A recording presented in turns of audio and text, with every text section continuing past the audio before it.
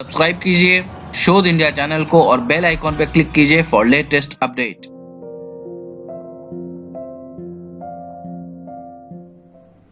नमस्कार मित्रों, एक बार आपका पुनः स्वागत है मेरे इस YouTube चैनल शोध इंडिया में।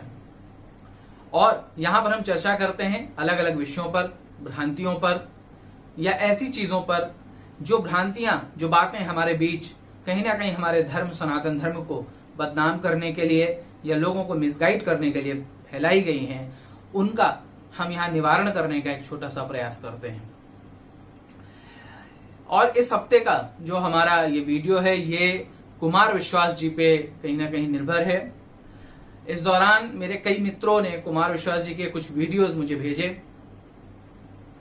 आजकल उन्होंने कविता और राजनीति छोड़ करके संत का रास्ता अपना लिया है और कई स्थानों पर जाकर के वो राम कथाएं सुना रहे हैं। मुझे ये वीडियोस देखकर बहुत प्रसन्नता हुई कि कुमार विश्वास जी लोगों को सनातन धर्म के बारे में बता रहे हैं, लोगों को भगवान राम के लिए, सनातन धर्म से जुड़ी हुई बहुत सारी बातों के लिए जागरूक कर रहे हैं। चूंकि एक वो प्रसिद्ध व्यक्ति हैं, बहुत पॉपुलर हैं लोगों के बीच में, तो उनकी कही हुई बातों का बहुत महत्व होता है। लोग उन्हें ध्यानपूर्वक सुनते भी हैं और उनकी बातों पर कहीं ना कहीं विश्वास करते हैं और उसका पालन करते हैं। लेकिन उनकी कही हुई जो बातें हैं, उन पर पुनः एक बार उन्हें विचार करना चाहिए। जैसे उन्होंने उत्तरकांड पर एक बहुत ही गहरा और बहुत ही ज्यादा निंदनीय कार्य किया है।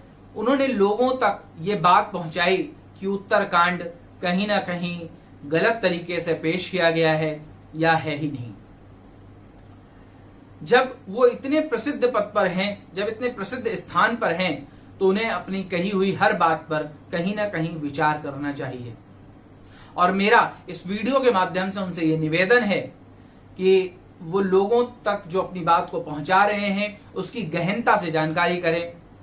वो साधुओं से, संतों से, शंकराचार्य से परामर्श लें और उस परामर्श के बाद ही अपनी बात को अपने फॉलोअर्स तक या जनता तक पहुंचाएं। क्योंकि ये कोई पॉलिटिकल मंच नहीं है, ये कोई राजनीतिक मंच नहीं है जहां पर आप किसी भी बात को कह दें, बाद में सॉरी कह दें, माफी मांग लें या उस बात से पल्ला झाड़ लें। ये कोई कविताओं का स्थान नहीं है जहां पर आप अपनी लिखी हुई कविताओं से लोगों का मनोरंजन करें। आप आज जो कह रहे हैं वो कल का इतिहास हो सकता है, वो कल ऐसी बात हो सकती है कि लोग उस पर विश्वास करने लगें। आज आप लोगों के बीच ये बात प्रसिद्ध कर रहे हैं कि उत्तरकांड नहीं है या उत्तरकांड के अंदर दी हुई घटनाएं नहीं है, कल आप ये भी बोल सकते हैं कि रामायण नहीं है, तो लोग आपकी बात पर विश्वास कर लेंगे। मैं ये बिल्कुल नहीं कहना चाहता हूं कि आप ऐसा कहेंगे, लेकिन यदि आप कहेंगे तो लोग बिल्कुल आपके ऊपर विश्वास कर लेंगे इस बात का। इसलिए आप जिन भी बातों को कह रहे हैं उनका क्या प्रमाण है आपके पास, किस गुरु से आपने शिक्षा और दीक्षा प्राप्त की है, ये जो ज्ञान आप लोगों के सामने लेकर के आ रहे हैं, ये ज्ञान आपने कहां से प्राप्त किया है, इसका भी आपको प्रूफ देना चाहिए। जिस जनता के बीच में आप जा रहे हैं उनके बीच जाकर के आपको बताना चाहिए कि किन पुस्तकों से, किसके माध्यम से और क्या आधार है आप जिन बातों को कह रहे हैं। क्योंकि जो आपकी ये बातें हैं उत्तरकांड से संबंधित, ये पूर्णतः आधारहीन है। मैंने अपने पिछले कई वीडियोस में इस पर चर्चा की है और इसे प्रूफ करने के लिए मैंने कई सारी बातें आपके समक्ष रखी हैं। माता सीता के साथ जो घटनाएं हुई उसके पीछे की कहानियों का मैंने वृत्तांत बताया है। उत्तरकांड यदि हटा दिया जाए तो मैंने आपको यह भी बताया कि गायत्री रामायण अधूरी हो जाएगी, क्योंकि वाल्मीकि जी ने जो रामायण लिखी उसके अंदर उन्होंने गायत्री रामायण भी लिखी, उन्होंने गायत्री मंत्र को भी उसमें रखा है। तो आप जिन बातों को जनता तक पहुंचा रहे हैं उन बातों का आधार क्या है ये जरूर बताएं और लोगों तक पहुंचाएं अपनी सही बात। आप जो भी बात लोगों तक पहुंचा रहे हैं उसे किसी शंकराचार्य आदि से जरूर पूछ लें, एक बार जानकारी जरूर कर लें।